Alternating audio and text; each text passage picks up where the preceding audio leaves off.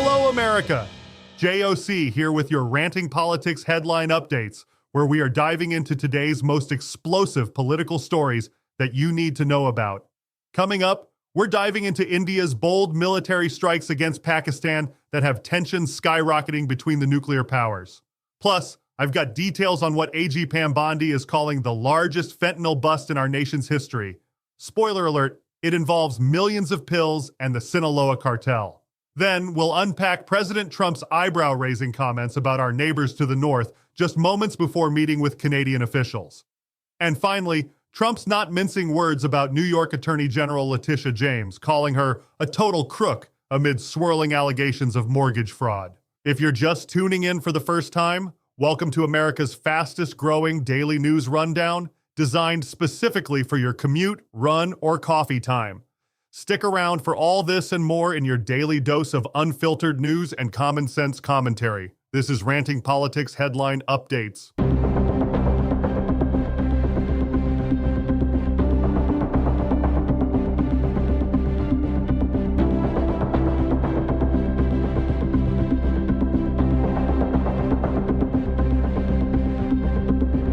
India just took the gloves off in its ongoing tensions with Pakistan. On Wednesday, Indian armed forces launched what they're calling Operation Sindor, targeting what they describe as terrorist infrastructure in Pakistan and Pakistan-occupied Jammu and Kashmir. According to India's defense ministry, these strikes were focused, measured, and non-escalatory. Sure, launching missiles at your nuclear-armed neighbor is totally chill, right? The attacks have already resulted in civilian casualties. A child was killed and 2 others wounded when the missiles struck locations, including a mosque in Bahawalpur. Let that sink in for a second. The Indians claim they deliberately avoided Pakistani military facilities, but Pakistan's foreign ministry isn't buying it, calling this an unprovoked and blatant act of war. So what triggered this latest escalation? This follows an April 22nd attack that killed 26 people in the Indian-controlled portion of Kashmir. India immediately pointed the finger at Pakistan, claiming they backed the militants responsible. Pakistan predictably denied any involvement, saying they haven't seen a shred of evidence connecting them to the tourist attacks. For anyone who needs a quick history refresher, Kashmir has been a disputed territory since both countries gained independence from Britain in 1947. It's essentially one of the world's longest-running conflicts and one of the most militarized regions on the planet. President Trump weighed in on the situation, saying, "It's a shame. I just hope it ends very quickly." He also noted they've been fighting for many, many decades and centuries, actually. Thanks for the history lesson, Mr. President. Secretary of State Marco Rubio is monitoring the situation closely and echoing Trump's hope for a peaceful resolution. Meanwhile, Pakistan's ambassador to the U.S. is practically begging Trump to use his self-proclaimed peacemaking skills to help avoid a full-blown war. This is a powder keg situation with 2 nuclear powers trading not just accusations, but actual missiles. The big question now, will this escalate further, or can diplomacy prevail? Breaking news on the war against fentanyl. Attorney General Pam Bondi just announced what she's calling the largest fentanyl bust in our nation's history. This massive takedown spanning 5 states resulted in the seizure of 11.5 kilos of fentanyl, including about 3 million fentanyl-laced pills that were deliberately disguised as oxycodone. Bondi didn't mince words, describing this as the most significant victory in our nation's fight against fentanyl and drug trafficking to date. This wasn't just any drug ring. According to authorities, this operation targeted members of the violent Mexican Sinaloa cartel, which President Trump recently designated as a terrorist organization. The multi-agency investigation spanned New Mexico, Arizona, Utah, Nevada, and Oregon, with undercover operations and surveillance that began 6 months ago. The numbers are staggering. Beyond the fentanyl, officers recovered 35 kilos of meth, 7.5 kilos of cocaine, 4.5 kilos of heroin, and a small arsenal of 49 rifles and pistols. That's enough firepower and poison to devastate entire communities. The alleged kingpin, Heriberto Salazar Amaya, was arrested in Oregon, along with several others. Bondi noted that at least 6 of those arrested were in the country illegally, but she's not pushing for deportation. Instead, she wants them serving time in American prisons, saying, Sending them back to Mexico to continue on with their drug business isn't going to happen under this administration.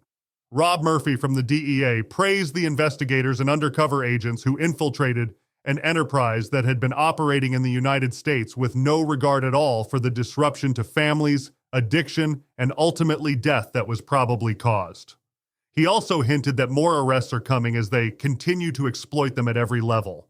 This bust aligns perfectly with Trump's second-term priorities targeting Latin American gangs, illegal immigration, and the fentanyl crisis. The president didn't hold back on Sunday, telling reporters the cartels are trying to destroy our country and are horrible people that have been killing people left and right. It's worth noting that Bondi faced some mockery last week when she claimed fentanyl seizures in Trump's first 100 days had saved 258 million lives, which would be about 75% of the entire U.S. population. Slight exaggeration aside, this bust represents a genuine blow to the fentanyl pipeline that's been devastating American communities from coast to coast. According to The Hill's reporting, this operation marks a significant escalation in the federal government's approach to targeting cartel operations within U.S. borders. Well, President Trump is certainly not one to mince words when it comes to international relations, and Canada just got a taste of his unfiltered diplomacy. Just moments before meeting with Canadian officials, Trump took aim at our northern neighbors with some surprisingly harsh comments that have diplomatic circles buzzing. "We don't need anything they have," Trump declared, setting quite the tone before sitting down with Canadian representatives. This blunt assessment comes at a crucial time when both nations should be working to strengthen economic ties, not strain them. The timing couldn't be more awkward, with these remarks coming right before a scheduled meeting with Canadian officials. It's like showing up to a dinner party and insulting the host's cooking before you've even taken your coat off. This isn't the first time Trump has taken a hard stance on Canada. During his first term, he famously labeled Canada a national security threat to justify tariffs on Canadian steel and aluminum. Those tariffs led to retaliatory measures and created significant tension between the two nations that share the world's longest undefended border and a trading relationship worth approximately $2.5 billion daily. The implications for U.S.-Canada relations could be substantial. Canada remains America's largest trading partner and a critical ally on numerous fronts, from defense cooperation through NORAD to intelligence sharing via the Five Eyes Alliance. Straining this relationship could complicate everything from supply chains to border security. Trade negotiations are likely to face particular challenges, with the USMCA, the replacement for NAFTA, potentially up for review in the coming years. Starting from a position of antagonism rather than cooperation doesn't bode well for smooth discussions. Canadian officials have typically responded to Trump's provocations with measured diplomacy, trying to focus on the mutually beneficial aspects of the relationship rather than engage in a war of words. It's a strategy that worked, with varying degrees of success, during Trump's first term. What makes these latest comments particularly noteworthy is their apparent unprompted nature. There wasn't any specific Canadian policy or action that seemed to trigger this criticism. It appeared to be Trump simply expressing his unvarnished opinion of the bilateral relationship. As markets and diplomats react to these latest statements, the big question remains: is this just typical Trump negotiating tactics, staking out an extreme position before compromising? Or does it signal a fundamental shift in U.S. policy toward one of its closest allies? Only time will tell. But one thing's for certain: U.S.-Canada relations just got a lot more interesting. The gloves are off in Washington, as President Trump didn't hold back his thoughts on New York Attorney General Letitia James, calling her a total crook and a horrible, horrible human being during an Oval Office appearance on Tuesday. This explosive statement came just moments after his own Attorney General Pam Bondi declined to comment on a criminal referral against James. The referral in question came from Federal Housing Finance Agency Director William Pult back on April 14th, accusing James of mortgage fraud. Talk about a plot twist in this ongoing saga. Trump made it clear that while he has strong opinions about James, he's leaving the matter in Bondi's hands, saying, "Pam's going to have to do what she wants, and Pam is going to do what's right. She always does." According to the criminal referral reported by the New York Post, James allegedly falsified bank documents and property records to secure government-backed loans and more favorable terms. Pult's letter claims she misrepresented a Norfolk, Virginia home as her primary residence despite listing her home address in New York on other forms. Primary residence mortgages typically come with lower interest rates, a benefit James allegedly shouldn't have received. The referral also alleges that James listed a Brooklyn property she's owned since 2001 as having 4 units instead of 5, allowing her to qualify for more favorable Fannie Mae and Freddie Mac loans that cap eligibility at 4 units per property. Multifamily properties exceeding 4 units face stricter lending terms with higher interest rates. James's attorney, Abby Lowell, has denied these allegations, claiming there was a misunderstanding about both properties. For the Norfolk home, Lowell stated the document mistakenly listed it as James's primary residence when her niece was to occupy it. As for the Brooklyn property, the attorney argued it has functioned as a 4-unit residence for 24 years with an unoccupied basement. This heated exchange is just the latest chapter in the tumultuous relationship between Trump and James. The New York AG won a massive $364 million judgment against Trump last February for allegedly inflating the value of his assets to secure better loan terms. With interest, that penalty is now topped $500 million as Trump appeals the decision. When asked for comment, James' spokesperson said the AG is focused every single day on protecting New Yorkers and upholding the law, not personal attacks, no matter who they come from. Clearly, this legal and personal feud is far from over, with both sides digging in for what promises to be a protracted battle. And that's a wrap on today's headline roundup, folks. What a news day we've had. From international tensions escalating between nuclear powers to domestic drug busts and political showdowns, the world keeps spinning at breakneck speed.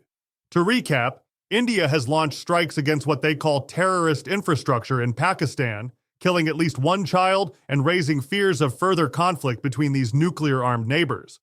President Trump has expressed hope that tensions will subside quickly, but this is certainly a situation worth monitoring closely. On the home front, Attorney General Pam Bondi announced what she's calling the largest fentanyl bust in our nation's history, taking down a Sinaloa cartel operation across 5 states and seizing a staggering 3 million fentanyl-laced pills disguised as oxycodone. A massive win in America's ongoing battle against the opioid crisis. Meanwhile, President Trump continues his no-filter approach to diplomacy and politics, taking shots at Canada before meeting with officials and doubling down on his feud with New York Attorney General Letitia James, whom he labeled a total crook, amid allegations of mortgage fraud against her. As these stories continue to develop, and we'll be bringing you updates as they happen. Remember, at Ranting Politics, we cut through the noise to deliver the unfiltered truth without partisan spin. If you enjoyed today's rundown, make sure to follow us on X at RantingRP, subscribe on YouTube, Spotify, iHeartRadio, and Apple Podcasts. And don't forget to visit our website at rantingpolitics.com for more content, subscribe to our newsletter, and listen to previous episodes. This is JOC signing off, and thank you, our loyal listeners, for choosing Ranting Politics headline updates. We'll be back soon with the updates you need to navigate these interesting times. Remember, we don't align with a political party. We align with you, the American citizen. Until then, stay tuned, stay informed, and as always, stay free.